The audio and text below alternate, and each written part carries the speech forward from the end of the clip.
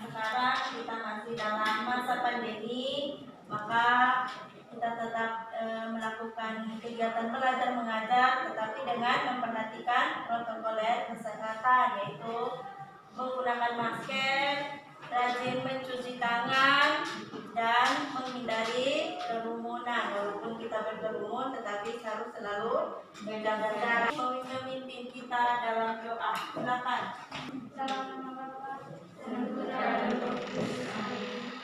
Amin. Silakan duduk. Agustina Lepoen hadir. Andre Bunda Menu hadir. Oke. Sebelum kita mulai dengan pelajaran hari ini, mengenai materi kita hari ini masih pada laporan teks hasil observasi. Sebelum kita lanjut, Ibu mau bertanya dulu mengenai pelajaran kita pada hari lalu. Ada yang masih ingat pada hari lalu ada teks laporan hasil observasi, yaitu khususnya pada struktur teks laporan hasil observasi.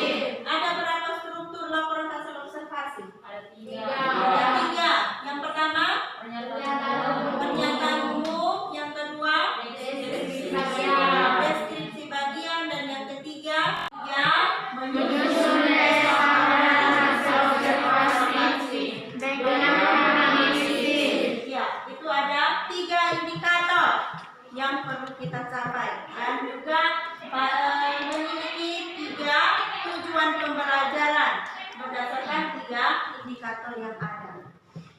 Oke, berdasarkan indikator yang ada ini mengenai aspek kebahasaan. Aspek kebahasaan berarti ada yang tahu? Bu. Silakan. Dalam menganalisis kebahasaan teks laporan hasil observasi ada 4 aspek, yaitu verbal, nomina, kalimat kompleks, dan kalimat simpleks. Ya. Dalam teks laporan hasil observasi itu ada 4 aspek. Aspek yang pertama itu adalah verbal. Aspek yang kedua adalah nomina. Aspek yang ketiga kalimat simpleks, dan yang keempat adalah kalimat kompleks. Kalau 4 aspek nanti kita bagi dalam 3 kelompok diskusi. Oke, masing-masing kelompok silakan lihat di slide itu. Sudah saya tayangkan ada 2 teks laporan hasil observasi dengan 2 judul yang berbeda. Punya simpleks dan kompleks. Kelompok itulah yang verbal dan nomina.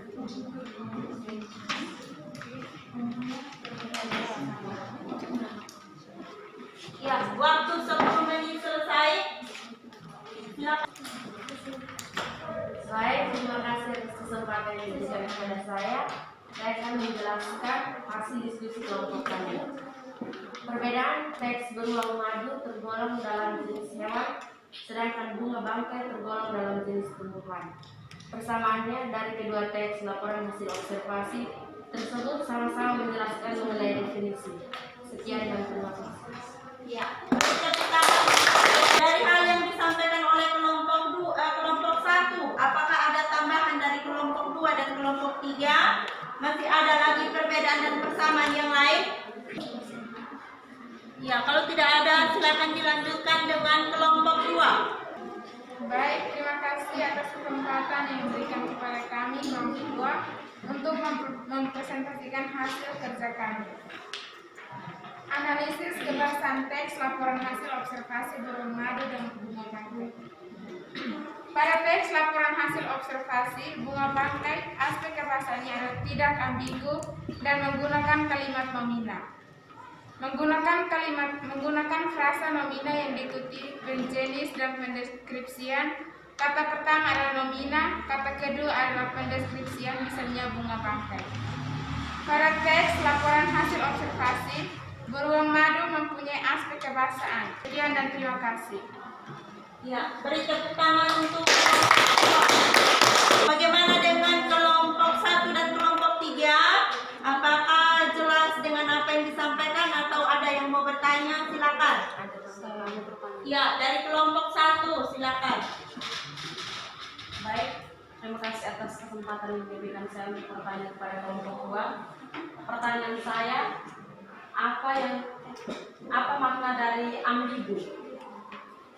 Iya. Dari kelompok 1 bertanya, dari hasil presentasi kamu tadi itu ada kata ambigu. Apa itu ambigu?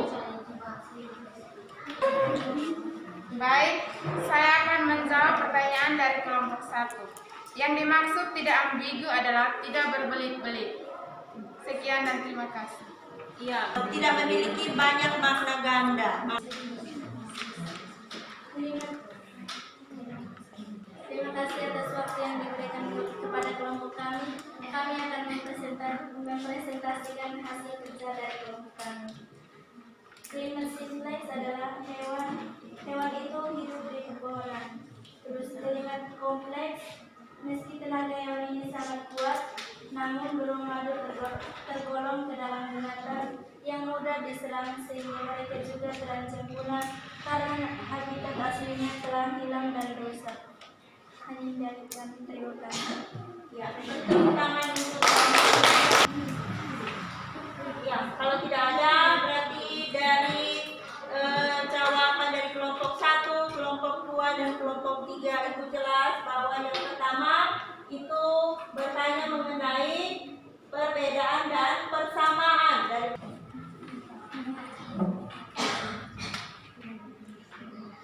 Perbedaan teks burung madu tergolong dalam jenis hewan, sedangkan bunga bangkai tergolong dalam jenis tumbuhan.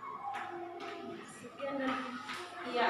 Perbedaan persamaannya dari dua teks ini sama-sama menjelaskan definisi daripada beruang madu dan bunga bangkai. Kalau jelas, siapa yang bisa membuatkan kesimpulan daripada pembelajaran kita hari ini? Noni. Terima kasih atas kesempatan yang diberikan kepada saya. Bukan pembelajaran kita pada hari ini. Kesimpulannya, hari ini kita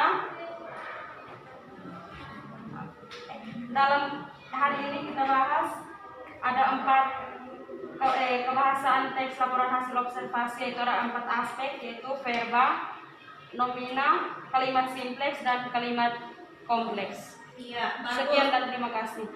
contoh dari kata kerja itu bermain. Bermain itu merupakan contoh daripada kata kerja.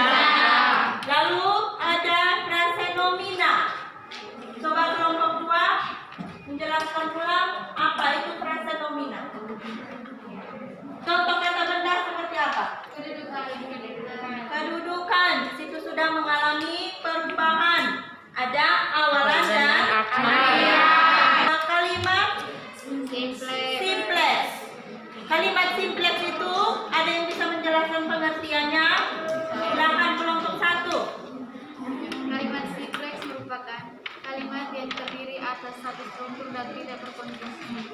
Kalimat yang memiliki satu struktur dan tidak berkonjungsi. Contoh, Andi sedang bermain bola di lapangan. Andi sebagai subjek, bermain sebagai predikat, bola sebagai objek, di lapangan sebagai keterangan. Iya. Nah, di situ merupakan keterangan apa? Keterangan tempat. Keterangan tempat. Bisa dimengerti? Bisa. Kalimat kompleks itu adalah kalimat yang Memiliki lebih dari satu struktur kalimat atau mempunyai banyak subjek.